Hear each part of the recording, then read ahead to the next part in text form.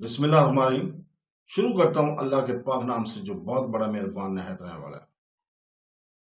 بھائیوں، بہنوں، دوستوں اور بزرگوں، السلام علیکم ورحمۃ اللہ وبرکاتہ۔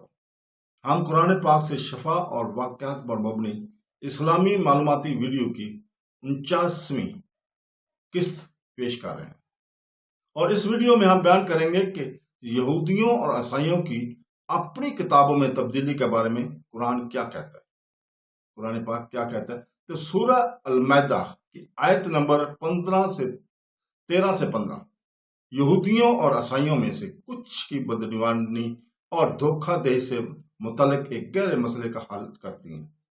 دو کمیونٹیز جنہیں تاریخی طور پر آسمانی صحیفے اور رہنمائی سونپی گئی تھی، یہ آیت اس بات کی تنقیدی بصیرت فراہم کرتی ہے کہ کس طرح ان گروہوں کے بعض افراد نے مقدس نصوص کو تبدیل کیا، معینی کو بگاڑ دیا اور اللہ تعالیٰ کے ساتھ کیے گئے عہد کو ترک کیا۔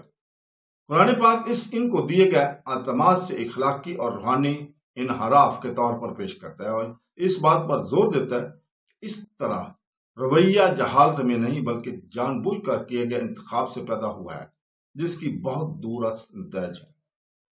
دوستوں، بہنوں، بھائیوں، بزرگوں، سورہ المائدہ کی آیت نمبر 13 میں اللہ تعالیٰ بنی اسرائیل کے بارے میں فرماتا ہے، جس کا ترجمہ ہے: بس ہم نے ان کے عہد شکنی کی وجہ سے ان پر لعنت بھیجی اور ان کے دلوں کو سخت کر دیا۔ انہوں نے اپنے الفاظ کے توڑ موڑ کا پیش کیا اور جس چیز کی انہیں نصیحت کی گئی تھی اس کا ایک حصہ بھول گئے۔ بے شک اللہ نیکی کرنے والوں کو پسند کرتا ہے۔ یہ آیت پچھلے ایک سے موضوع کا جاری رکھتی ہے، اس بات پر روشنی ڈالتی ہے کہ خدائی عہد شکنی کے نتائج بہت سنگین ہوتے ہیں۔ جب بنی اسرائیل نے اپنی ذمہ داریوں سے منہ موڑ لیا تو ان پر اللہ تعالیٰ کی لعنت نازل ہوئی، انتقام کے طور پر نہیں بلکہ ان کے مسلسل بغاوت اور اخلاقی ناکامی کے نتیجے میں۔ اس آیت میں جن بڑے الزامات کا تذکرہ کیا گیا ہے وہ الفاظ کی تعریف ہے۔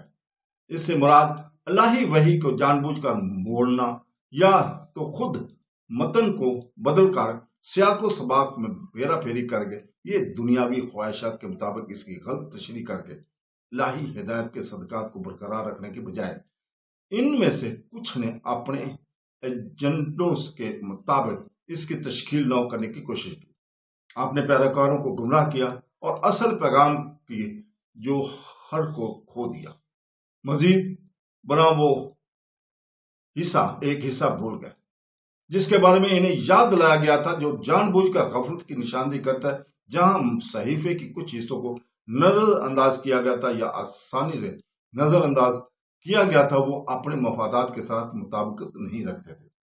آیت میں یہ بھی تسلیم کرتی ہے کہ ان کمیونٹیز میں بہت سے لوگوں کے درمیان دھوکہ دہی ایک بار چلنے والی خصوصیت بن گئی ہے، حالانکہ یہ ایک فریم ورک فرق بناتا ہے سوائے ان میں سے چند کے۔ یہ وضاحت بہت ضروری ہے۔ قرآن پاک تمام مذہبی گروہوں کو ایک وسیع برش سے نہیں پینٹ کرتا بلکہ ان کے اندر مخصوص افراد کے مخصوص طرز عمل اور افعال پر تنقید کرتا ہے۔ یہود و نصارے میں ہمیشہ مخلص اور صالح لوگ رہے ہیں، لیکن ان کے قائدین اور علماء میں پھیلتی ہوئی بدعنوانی مجموعی انحراف کا باعث بنتی ہے۔ بیان کردہ غلط کاموں کے باوجود آیت ایک قابل ذکر شفقت بھرے نوٹ پر ختم ہوتی ہے کہ کیا اللہ نے نبی کریم صلی اللہ علیہ وسلم کو ہدایت کی ہے اور اہل کتاب کی گناہوں کو معاف کرنے اور درگزر کرنے کے لیے اہل ایمان رحم کا یہ مطالبہ ہمدردی کے ساتھ متوازن انصاف کے الہی کے معیار کے عکاسی کرتا ہے، یہاں تک کہ جب دھوکہ دہی ہے اور دھوکہ دہی کا سامنا کرنا پڑتا ہے، مسلمانوں کو اعلیٰ اخلاقی طرز عمل کو برقرار رکھنے، صبر اور مہربانی کا مظاہرہ کرنے کی یاد دہانی کی جاتی ہے، کیونکہ اللہ احسان کے ساتھ کام کرنے والوں کو پسند کرتا ہے۔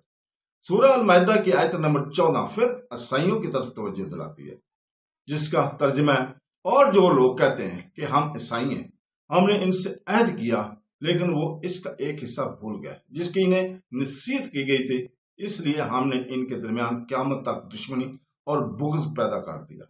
اور اللہ تعالیٰ انہیں عیسائیوں کی طرح یہ بتانے والا ہے کہ وہ یہودیوں کے بارے میں کیا کرتے تھے۔ عہد انہیں انجیل دی گئی اور اس کی تعلیمات کے مطابق زندگی گزارنے، حضرت عیسیٰ علیہ السلام کی مثال پر عمل کرنے اور راست بازی اور اخلاص کو برقرار رکھنے کی ہدایت کی گئی تھی۔ تاہم انہوں نے بھی وہی کے کچھ حصوں کو نظر انداز کیا۔ یہ بھول جانا حادثاتی نہیں تھا، اس کا مطلب یہ ہے کہ خدائی ہدایات کے عناصر کو ترک کرنے کا شعوری فیصلہ۔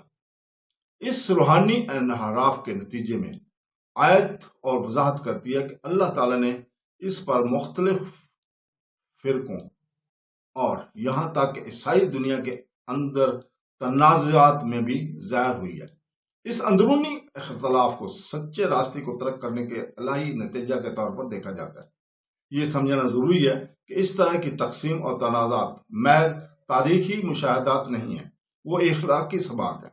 جب الہی رہنمائی کو نظر انداز کیا جاتا ہے یا اسے ہیرا پھیری کی جاتی ہے تو کیا ہوتا ہے؟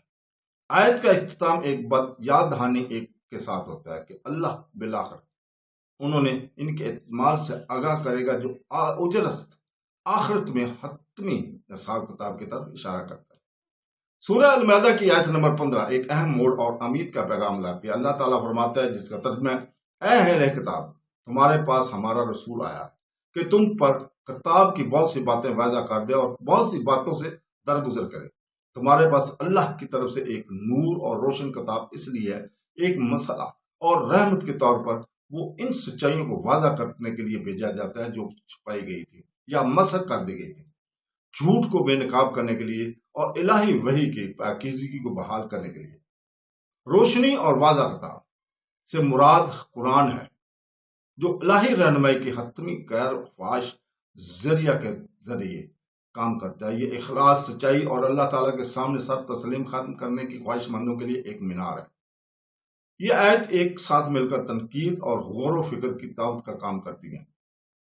وہ اس بات کو بے نقاب کرتے ہیں کہ کس طرح روحانی بدعنوانی اور مقدس نصوص میں پیدا ہیرا پھیری ایک کمیونٹی کو الہی فضل سے دور لے جاتی ہے۔ اس کے باوجود وہ نبی کریم اور قرآن پاک کے ذریعے صلاح کا ہاتھ بڑھاتے ہوئے اس بات پر زور دیتے ہیں کہ اللہ تعالیٰ کا راستہ ان لوگوں کے لیے ہمیشہ کھلا رہتا ہے جو خلوص و نیت سے اس کا تلاش کرتے رہتے ہیں۔ تو دوستو، اس کے ساتھ ہی ہم کل تک کے اجازت چاہتے ہیں اور اللہ تعالیٰ سے دعا کرتے ہیں کہ وہ ہمیں قرآن اور حدیث پر عمل کرنے کی توفیق عطا فرمائے۔ آمین ثم آمین۔ اللہ حافظ۔